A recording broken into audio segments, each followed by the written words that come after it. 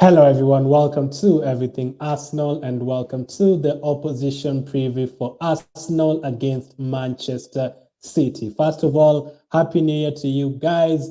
This will be our first game of 2022. I mean, that wouldn't be a good New Year's Day, really. Like City at home, whether it's City at home or away, it's a game I never look forward to. I always say the three games I usually don't like is Liverpool away, City, whichever stadium, and also Chelsea away. And here we are facing City on the 1st of January. So I'm not looking forward to it. I know someone who's definitely looking forward to it. Alex of Man City Match Days, how are you?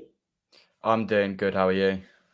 I'm doing very good. I feel like we've played you guys so many times since last year. I think this is like the sixth time you're on the channel or something. We've played you guys so many times. Obviously, the FA Cup last 2 seasons ago, the Carabao Cup last season. And here we are again, the final meeting of the season, or is it the final meeting? We could still end up facing each other in the FA Cup. You never know. So game week 21, we are now starting all over again. Obviously, the last game week, some matches were postponed, but we're here starting all over again. I think 19 games to go for majority of the teams. A win here for City basically hands them the title, I think, especially if they beat Chelsea next time as well. And a win for us would be crazy because we'll have extended our gap between us and Tottenham, West Ham United. That would be great. So, as usual, we'll go through City results, City's upcoming fixtures, and all that. So, Alex, what have you made of your season so far? Have you been happy? Did you expect to be fast right now? Did you expect to still be in the Carabao Cup? Yeah, well, I mean, in terms of Carabao, obviously we've done really well in the past, so I was disappointed to get knocked out of that. But in terms of the league position, obviously you can't be disappointed with top of the league. We've got three brilliant teams in the Premier League this year, and to be 8 points clear of Liverpool, and no, 8 points clear of Chelsea, 9 points clear of Liverpool. Although Liverpool have the game in hand, is ridiculous Yeah. to only be halfway through the season as well. But yeah, so far I think you've got to say it's pretty positive. It started slightly negatively, obviously with a defeat. Last time I went to North London for Tottenham, but since then we have been really, really good. Especially in December, we've scored a ridiculous amount of goals. We've been scoring goals for fun: 7 against Leeds, 4 against Newcastle, 6 against Leicester. It's been a lot of good fun. We also obviously broke the record last year for most league wins in the calendar year. So yeah, it's been a successful season so far, I would say. I think you've also, scored the most goals in a calendar year or something. It's a lot of records for you guys, a lot of records. So you've mentioned all those games. Let's take a look at your results so far this season. So we'll start all the way back in August. Obviously, started that surprise defeat to Tottenham, obviously, and then you did beat City 5-0. You then beat Arsenal 5-0. International break after that, you beat Leicester City. You drew with Southampton, surprisingly. I think Southampton should have had a penalty in that game. City then beat Chelsea. You then drew with Liverpool, that big one. Beat Burnley as always. I'm just surprised it wasn't 5-0 as it always is. You then beat Brighton by 4. You then lost to Crystal Palace at home. Then from there, it's just been win after win. United, Everton, West Ham, Villa, Watford, Wolves, Leeds, Newcastle recently, Leicester, and Brentford in midweek. So from all those games, which result is your best so far this season? Which one did you enjoy the most? And you're like, this is a big one for us. I think obviously winning at Old Trafford, especially as a Man City fan, is always going to be a pretty good feeling. Also, that win at Stamford Bridge was really, really important because it was just after, like you say, we dropped points to Southampton. So that was a must win. And although we didn't actually win the game, getting a point at Anfield is always good. Teams literally never win there. We've only won there once in my lifetime. So even just getting a point there was very good. And then obviously recently, like that Leeds game was one of the best games I remember us having in a long time, winning 7-0. Not every day you get 7 goals. But if I had to pick Yeah. one, I'd probably say that the win at Chelsea was probably our best performance this season. Yeah, that was a big one. He kept a clean sheet. I think he dominated in possession, and it was a 1-0, but it should really have been a 2 or 3. I remember they cleared the ball off the line a couple of times, so it should really have been more comfortable. So that is your best result so far. What about your worst results? Because you've had, I think, 2 draws and 2 defeats. The one against Southampton at home, you did lose to Crystal Palace at home, you did lose to Tottenham. Between all those, which one was the worst defeat or draw? I would probably go Crystal Palace. That and Southampton were both really, really bad. But against Crystal Palace, we Yeah. were just bad from start to finish. We had so many mistakes. And unlike the loss to Tottenham was disappointing, but that was kind of acceptable. First game of the season, lack of fitness. Tottenham aren't that bad of a side, so it wasn't too bad. But yeah, Crystal Palace for me is definitely the worst result of the season for us so far. Yeah, as you can see, scrolling down the bottom, City this season, 16 wins, 2 draws, 2 losses. Goals scored 51, goals conceded only 12, and a goal difference of plus 39. Looking at that, and I think a team like Norwich have minus 40 or something. That's like a difference of like 79 goals, and you're just in the middle of the season. That is great. City could go for a holiday for 1 year, and you'd come back, and Norwich would not be anywhere near that goal difference still. And obviously points 50. I think another 50 will take you to 100 points again. So let's see how that goes. But that has been City so far this season. Upcoming fixtures, Alex, upcoming fixtures. We'll take a look at the upcoming fixtures as usual. The next 5 fixtures, as I said, you currently do have Arsenal this week. You will have Chelsea at home and then Southampton away, Brentford at home, and then Norwich City away. From those 5 games, do you expect 15 points, or would you be happy with any less than that? I don't think we'll get 15 points now. I've got a feeling that we might start dropping points soon because this run can't go on forever. So I'd say tomorrow, really, who knows? It could go either way. Maybe a draw would be not too bad. Chelsea get a point from that, and then I'd expect us to beat Southampton, Brentford, and Norwich. So maybe 11 points plus, I think, would be an all right amount for that set of games. I mean, that would still put you in a comfortable position because you'll still have taken points away from Chelsea. And of course, there's Chelsea versus Liverpool on Sunday as well. So they'll drop points again. So 11 points out of the 15, that wouldn't be bad at all. So that is the results and the fixtures, upcoming fixtures for City. The next topic for you, Alex, is thoughts on Arsenal. So as you said, we've been doing very well. You wouldn't be surprised with that draw this weekend. Did you expect us to be in the top 4 right now? Definitely not after the first 3 games. I wouldn't have had you in the top 4. You were absolutely dreadful to begin the season, but Arteta seems to have got things right. He made a big call with Aubameyang dropping in from the squad, but definitely seems to have paid off with Martinelli, Smith Rowe, Odegaard, Saka, all them players. They've all been doing really, really well, to be fair. And I think Arsenal look very, very good at that. Kind of rebuild is starting to come to fruition now. And yeah, I mean, they definitely could get top 4 this year. The only negative I'd say for this Arsenal side really has been a lack of consistency away from home slightly. And when it's come to the big teams, they have not really shown themselves in great light against City, against Chelsea, and against Liverpool. They've been pretty comfortably beaten each time. So that's probably the one area of weakness. But overall, I'd say Arsenal looking very, very good this season. So if you're to predict right now, would you say Arsenal will finish in the top 4? Do you think United will pick it up? I think United will pick it up. So I think Arsenal will just about miss out, finishing 5th, I reckon. Awesome. So best players so far. I was watching a show right now and they're trying to figure out the best players so far in the year, and they're going team by team. And it was so hard to pick. They're like, who would you pick from the City? Is it Cancelo? Is it Rodri? Is it Bernardo Silva, who's been magnificent? Is it Marizu? Surprisingly goes under the radar, but he always scores. Who has been the best player for you so far in the City team? Make 2 players if you had to pick. For me, the best 2 have probably been Rodri or Bernardo. But if I had to just go with one, I think Bernardo Silva's been on a different level this year. The only player that's come closer in the league is Mo Salah, who I think you could argue has probably been better than him. But Bernardo Silva, maybe not so much recently in this December period. I think there's been a lot more standout players, but Bernardo Silva for me has been absolutely crucial in the reason why we're top of the league right now. Rodri though also deserves a special mention in my opinion, because I think the last 2 games he's not been in the squad. I think we've looked a lot weaker with Fernandinho, who is now 36, so he's a bit past it. But yeah, Rodri's been brilliant, but for me, Bernardo Silva's the best. I'm surprised you didn't mention Cancelo. Cancelo's just been magnificent. I know Bernardo Silva, those games away to Aston Villa, away to Watford, he was stunning, away to United. Cancelo, even in the Champions League, like the performances against Leipzig, he was out of this world, Cancelo. Like he scores when he wants. I know he's only scored 1 this time, but he can get more goals if he wanted. Assist-wise, he's always contributing. He always takes shots, takes chances. Of course, I did hear he was attacked yesterday, so hopefully he gets better soon. Do you think he'll play tomorrow? Or do you think he'll, because I saw Walker, something happened to Walker's friend as well 2 weeks ago, and I've not seen him since. So is it the same with Cancelo? Yeah, well, Walker is now back in training as of yesterday, so I don't know if he'll be fit. And Cancelo, I'd like to think that he's going to be okay to play, but obviously if he's not, that's completely fair enough. Apparently City are going to make a decision on that today, though, so we'll wait and see. But I think it depends on the options. I think if Walker's fit and Zinchenko's fit, I think Cancelo might not play. But if he's capable of playing and he's mentally in an all right place, then I'd be surprised if he doesn't start. Definitely, no one wants that to happen to anyone. But since it's already happened, Alex, I think it's good for him to rest, relax at home, until 2 weeks from now. He doesn't have to play this game. It's an easy game for City. Let him rest.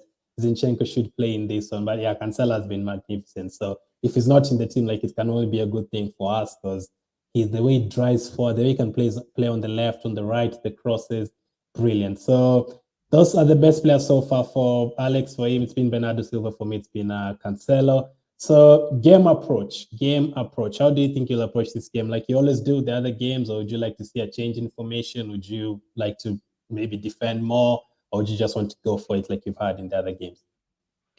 I think it will just be more of the same from City. Keep the ball, keep attacking. Yeah. Try and stay defensively solid. We've been a little bit more weak defensively in the last few games or so. Obviously, conceding 3 to Leicester, but yeah, just more the same, because I think if we play the way we do, we play well, I don't think anyone can stop us in the world, to be honest. So yeah, for me, just attack, try and score goals, try and stay defensively solid, and hopefully that'll be enough to get the 3 points.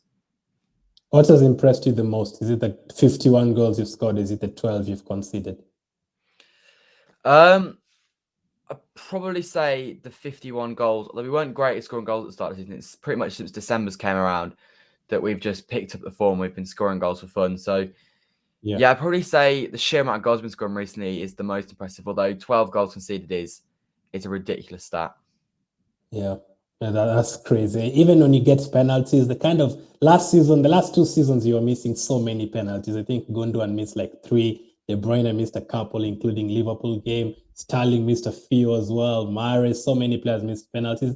But this season, like that game against Leicester, like top corner from Sterling and Mahrez. So literally the whole round game has improved. So with that said, if let's say you drop these points in this game, which one do you think will be the toughest challenge? Is it Chelsea or Liverpool?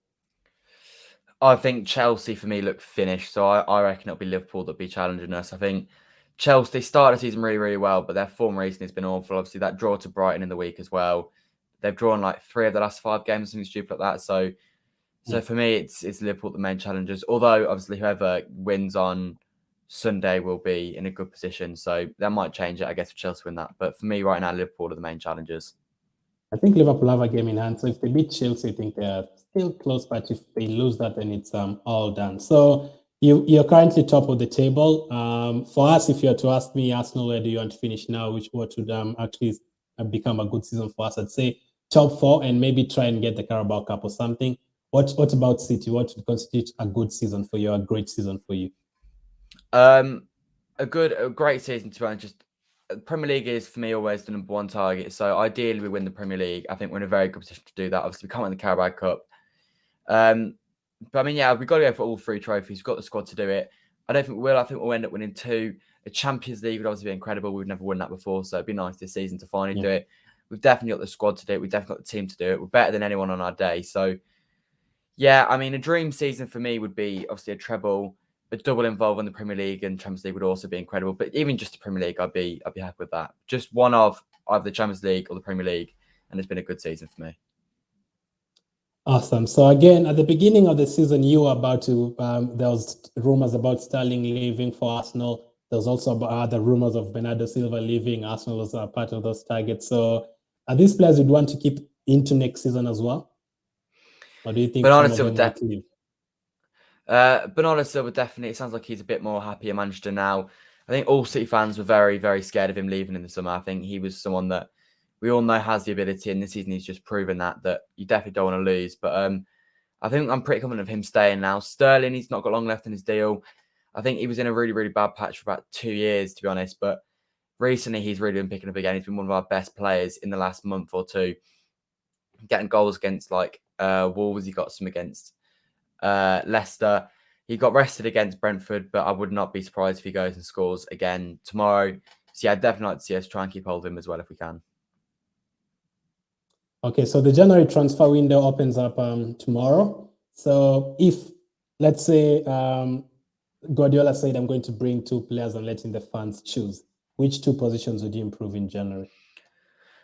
It is difficult in this City squad, to be fair, but I think you've got to say a striker. I think we've done really well without a striker, but I think if you could sign Erling Haaland or someone of that light, I think that would just take us to a whole new level.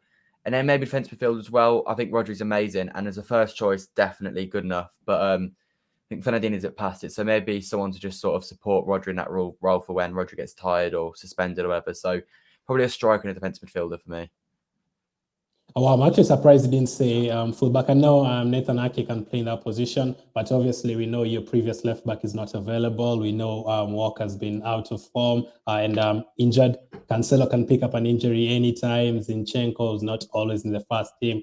But yeah, I think you're okay to cover most of those positions, as you said. Would you be happy, let's say, if they say let's bring in someone for 5 months on loan as striker, or would you just be willing to wait until the end of the season to buy someone?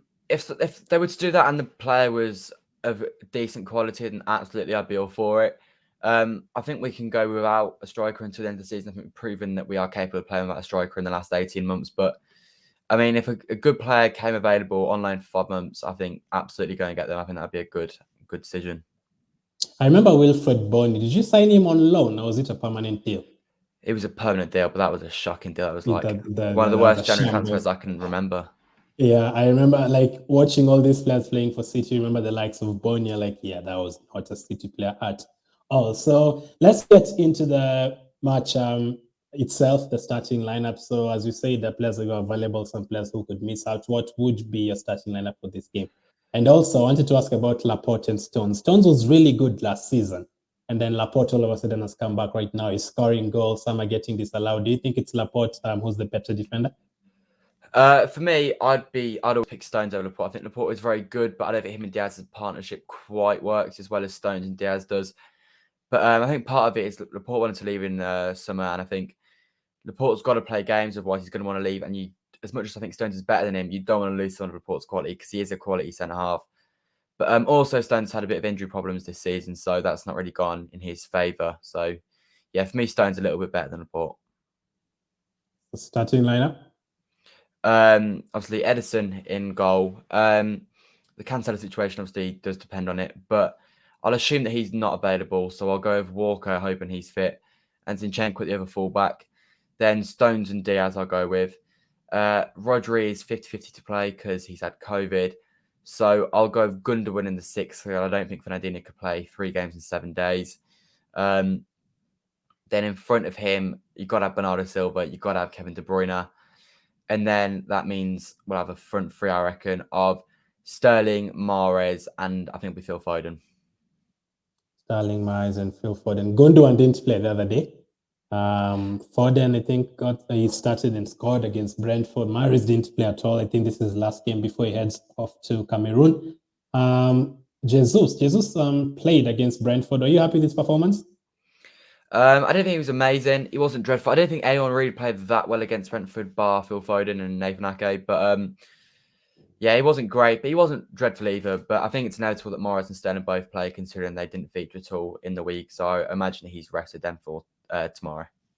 For the 12 goals you've considered this season, and the 3 you considered to Leipzig at the Etihad, and the 3 they scored against you guys away, and the 2 PSG scored, where would you say is your weakest point? Where did you concede these goals most from? Is it set pieces? Is it from the left side? Is it from the right side? I'd say generally all of them this season have been from the left side. I'm trying to think. The 2 Liverpool scored, the 2 PSG scored, the 1 Tottenham scored. And of all the goals I remember, literally all of them have come from my left-hand side because I think the left-hand side of defence is normally weaker when Laporte's there.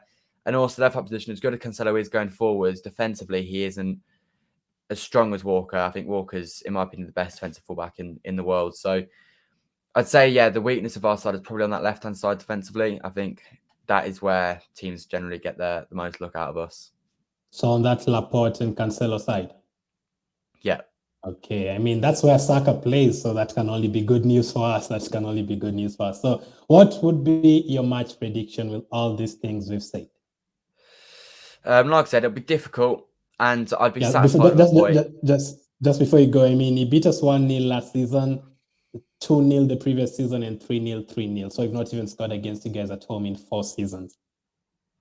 Right, okay, that's not great for you guys, but I would say this is probably the best Arsenal side I can remember playing against in quite a while, though. So, like I said, I'd be satisfied with a point, but I think I've got to predict this to win considering the run we're on. So I'll say we'll just about edge it 2-1 with Sterling scoring 2 and Saka scoring for you guys. Okay, this time you think we'll score a goal. I also think we'll get a goal this time round.